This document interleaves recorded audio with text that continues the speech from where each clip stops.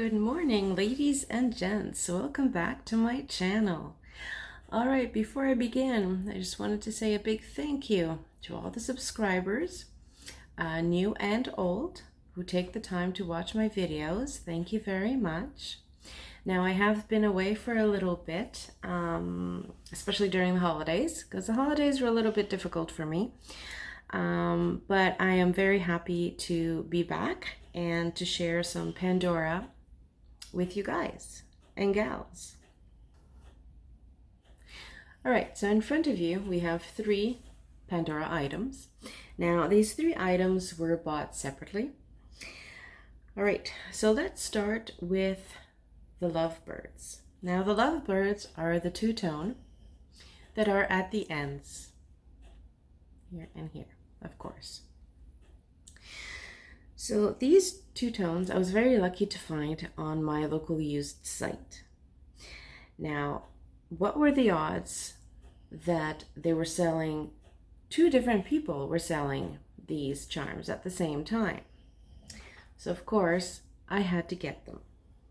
Now the two-tone lovebirds, they did come out in 2010. Now, unfortunately, I don't have any catalogs that are before 2014, so I had to do a little bit of research to find that out. And they actually retailed for $100 each, or $100 and a little bit more, because I can't tell you the real price because I have no catalog to actually look through to give you the original price.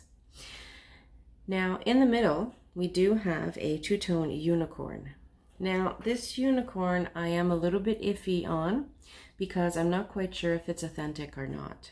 It does have the S925, which I will show you, but it doesn't have that large enough space between the S and the 925. So I'm questioning that. And also, the detail is maybe not as clear as it should be. And I do believe the horn should be a little bit wider and longer, which you don't really see here. Here it's very thin and short. So I'm going to give you guys a closer look. And one thing though, the markings on the lovebirds, on one is more faded than the other. And that I did ask the owner, and she did say that it was heavily polished, especially on the ends. So we're gonna have a closer look. All right, ladies and gents, here's a closer look at the lovebirds. Now, when I did get it, it was very, very oxidized, especially inside the recessed birds, and which typically you always find on two-tone charms is around the gold, because the gold is raised, so you get that little oxidation that sneaks in the sides, which is rather hard to remove. So I didn't want to soak it too long in Dawn in hot water, but I did manage to get a lot of the oxidation off. Maybe I took a little bit too much on the inside recessed birds, but in a couple of weeks it will be black in there, and I'll do my best when I do polish it to just polish the outside. Now, I do believe this is the one that is a little bit faded. Now, that is usually due to polishing. When people put it on a flat surface and they just go like that, okay?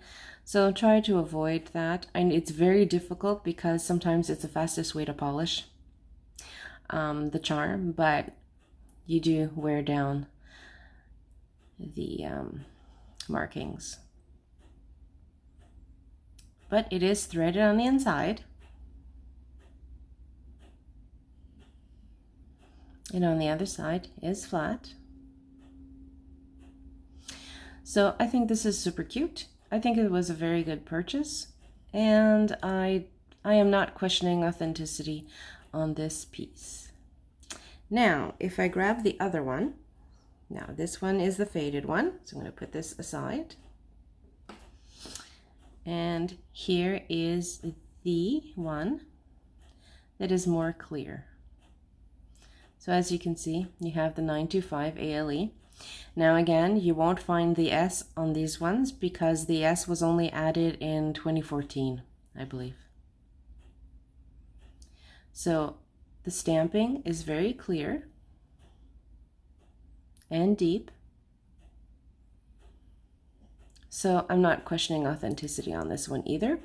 And this one hasn't been polished that much, as you can tell, because the raised 14 karat gold is still rather high, while on the older one, it's a little bit lower, which is fine. So I'm actually collecting a lot of pieces that are two tones, so I can actually create a two-tone bracelet, because I have two bracelets that have the 14 karat gold clasp. So you guys did see previously in my videos that I did put the 20th anniversary celebration theme charms on the two-tone, but I believe I'm going to put those charms on, I'm going to try to find a brand new barrel clasp that's sterling silver. So because I did buy the safety chain, and I can't put the safety chain if I have a 14 karat gold clasp, because the chain is going to scratch the living off the clasp. So I don't want to deal with that. So that bracelet, I'm going to put two-tone charms on it, and I'm going to try to do a fairy theme. Therefore, that is why I bought the unicorn. Now, the unicorn. This one I'm a little bit iffy on, just because, I mean, just by the weight, it does have weight, but I'm just not quite sure.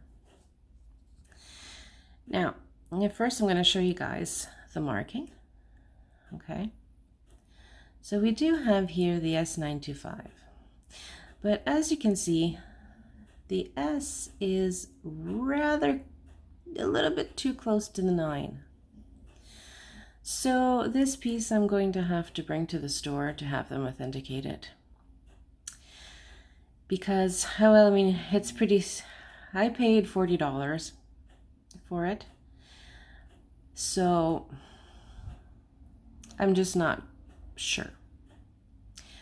I mean, the loop is nice. Usually when you buy a fake piece, the loop is inside the actual charm, like more than it is here.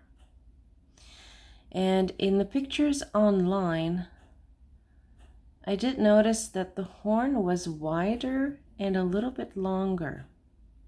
But again, these are all handmade. They're all one-offs. You know what I mean? You'll never get, they won't be completely the same. But it does have some detail. But I do also have to keep in mind that this got released in 2014. I don't know how many years they kept this one in production. If it's 1 year, 2 years, 3 years, I have no idea. I'm going to have to go back in my catalogs to see till what year they made this one till. So it's got a nice little bend at the end of the tail. Now, I don't know if you're supposed to find that much detail on the eyes. So let's see if I can bring this as close as I possibly can. You know what I mean? There's just, I don't know, there's a little something missing, I find, detail-wise. Then again, I will bring it to the store and see what they say. Because lately in Victoria, oh dear, there has been so many fake charms surfacing, it's ridiculous. I actually caught on to one person or one individual who was selling fake charms, claiming that they were gifts and it's not her style, and she just sells them off. And at first I thought that was kind of weird, because when you receive gifts, after a while, if somebody keeps giving you gifts and something you don't like, usually you'll tell that person, stop wasting your money, don't keep buying me these things. So when I confronted the seller, I was nice about it. I wasn't rude. I basically asked her, like, who's buying you these? Because I said they look suspicious. And when I told her I thought it was fake, she went and contacted her friend and told her that, like, where did you buy this? Because the buyer is claiming that it's fake. She goes, oh, I'm not surprised. So just by those words, I went back in my jewelry box and looked at all the pieces that I did buy from that person. And sadly, about 6 pieces. I mean, it's not bad out of a collection of 200 pieces. 6 pieces, it ain't that bad. But I just decided to get rid of those pieces. But next time I come across a fake charm like this, I will probably take out the hammer and hammer it. Because, I mean, this sounds a little bit awful, or I may just sell it to those guys and gals that buy silver and have it melted. I think that would be the best course, because I'm tired of having these go back into circulation. Because I think that's the best course. Because as a community, you kind of don't want it to be recirculated. So yeah. So just keep an eye out. I mean, it's going to happen. If you buy pre-loved, chances are, like, maybe 3 out of 10 pieces that you buy, you will buy fake. I mean, that's just par for the course. So yeah. So I gave you guys a lot of information. But yeah. So these are my pre-loved purchase. So what I did do this holiday season is I did buy some more pieces, but I'm actually trying to buy pieces from the store, and I'm really trying to take advantage of the promotions that go on, because it's the only way you can really get to save money, and you don't get in too much trouble about buying fake ones. So again, I'm gonna let you guys know when I go and have this unicorn authenticated, if it's real or fake. Again, if it's real, thank goodness. If it's not, I will probably just sell it for the silver value, and the buyer can have it melted. Because I'd rather have it melted than have it just destroyed and thrown and tossed away. I mean, it's still sterling silver. But yeah. So, again, I'm really happy with these ones. These I have no problem with. This one shows a little bit more wear. I know there's a scratch right here on the surface, which happens. But for its age, it's a beautiful charm. I honestly wish too that Pandora would give us some charms with the two-tone, but have the two-tone filled in like one of these, you know what I mean, so it doesn't stick up. Because when it sticks up, like I said, the oxidation really attacks the edges, which makes it harder to clean. So, yeah. So I'm happy with this purchase. Like I said, even if it's authentic or not, we'll see what happens a little later on, and I will make sure to give you guys an update on what I decide to do, or by the answer that I get from the store. All right, so stay tuned, because I did actually make more purchases, and I did get 2 lovely pieces from my husband during Christmas. So I will be sharing those pieces.